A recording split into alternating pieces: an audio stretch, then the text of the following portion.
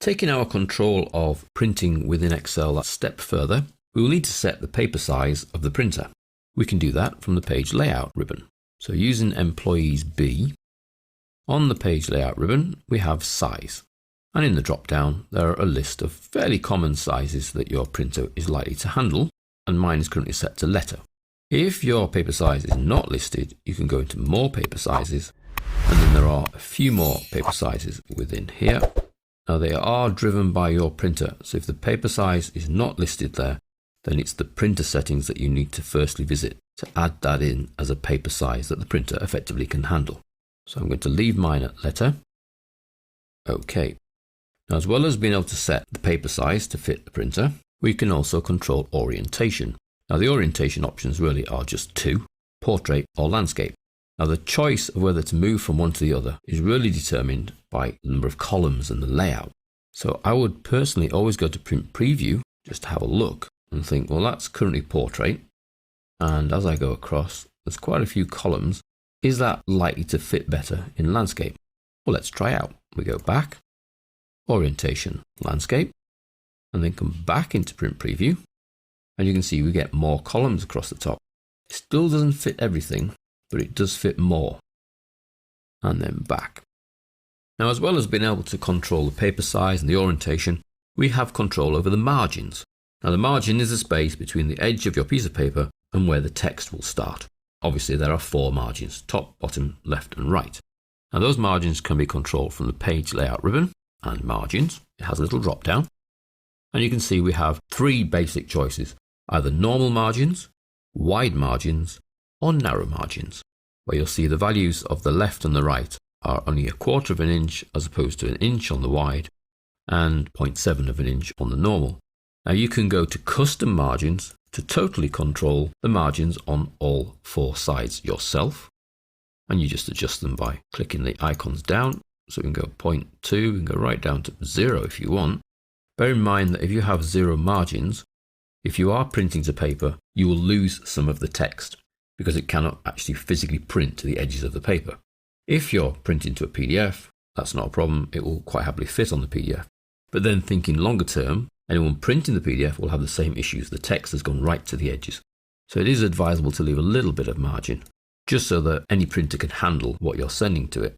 Now you also notice in here, there's an option to control how much space the header and the footer have. Well, they're coming up shortly, so we'll leave those values as the default. But we can control the other four. Any changes you then make, OK. Then in print preview to see that you've actually gone closer. You can see the top is a lot closer, the bottom is a lot closer, and the left and the right. And usually by shrinking your margins, you can get more columns onto a page. Go back. Then we come to some real powerful options in Excel. In a normal word processor, if you wanted to get more on a page, you would simply drop the font size.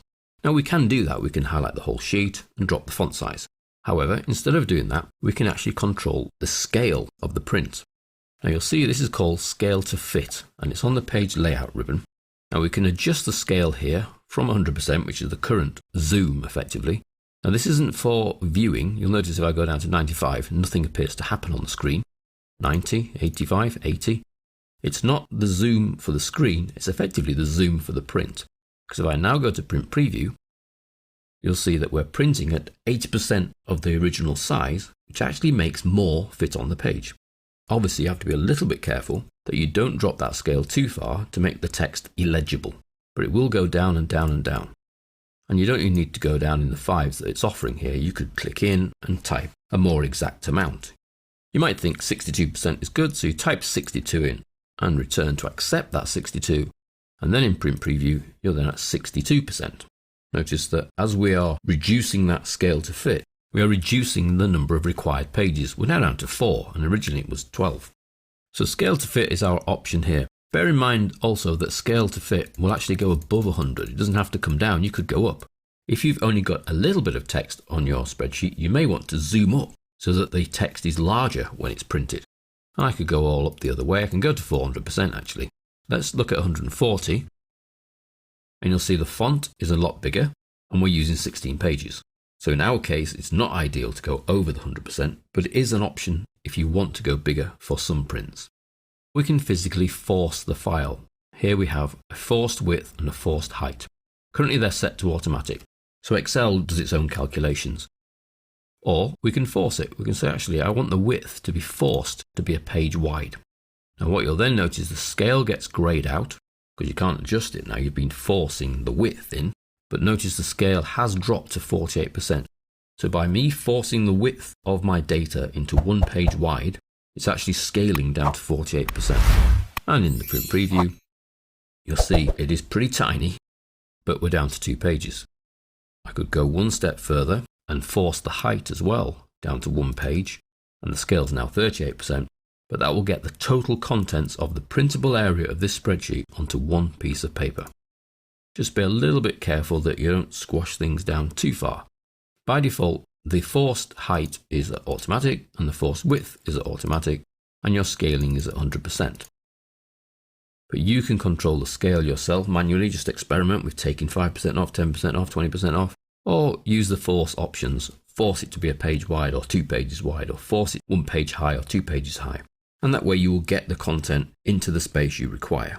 So with a combination of tools there, changing the paper size, the orientation, reducing the margins maybe, and playing with the scale options, we can actually control how much paper is required for a given spreadsheet.